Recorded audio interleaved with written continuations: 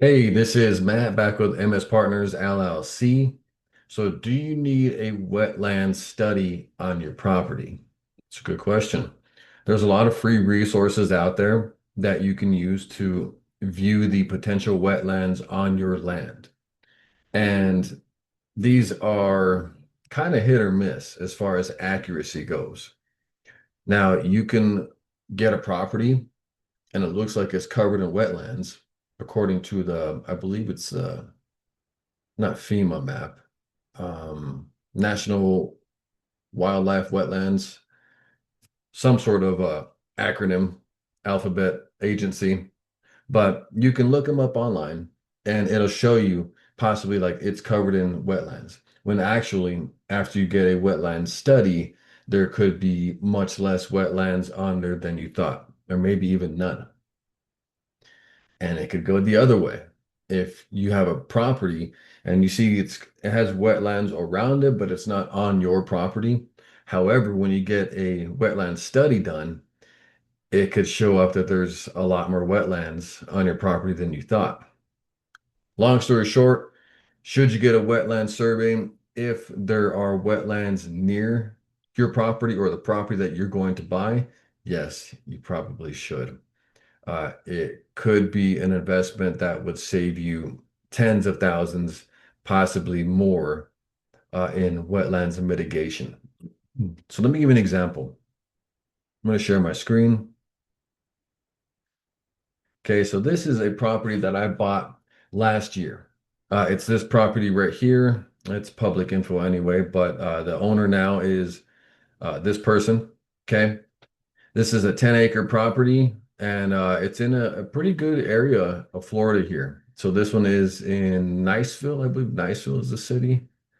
I think this is Niceville right here. So you have Santa Rosa, you have Seaside here, a lot of very beautiful beaches.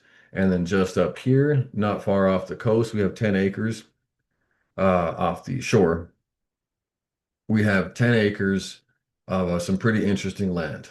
So a lot of land, you think, well, I mean, uh, looks pretty good here. I'm not going to pull it up on a Google map, but looks pretty good, looks pretty dry. And then when you pull it up on the wetlands map, you can see that this wetlands mapper, which there's a lot of them out there you can use, many counties, their mapping system will also have a website or a mapping system for wetlands.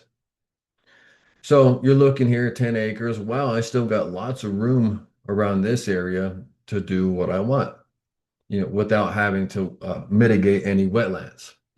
Well, that was kind of my initial thought, and I made a big mistake and did not get a wetland study until after I bought the property. Now let's look at the study here.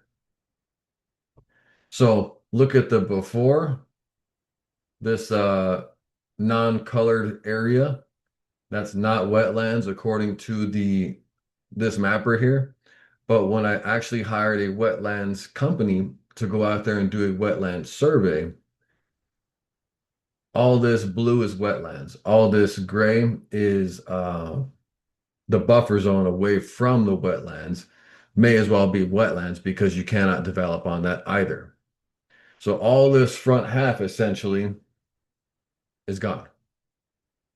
And you cannot build on this without getting wetlands mitigated, which could be an extreme cost, tens of thousands, possibly higher, six figure, um, to get around this.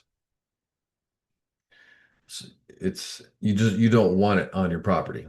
So this is all I have now to, for whatever cars to drive in, maybe a house here. But if somebody wanted to, you saw this, you're like, I'm going to build a mobile home park out here. I mean, look at that, 10 acres. I probably have about 5 acres here to work with. Just outside of Niceville, Florida. You thinking you're in pretty good shape here. You can see this, but definitely get those wetland studies done prior to. It could save you a major headache.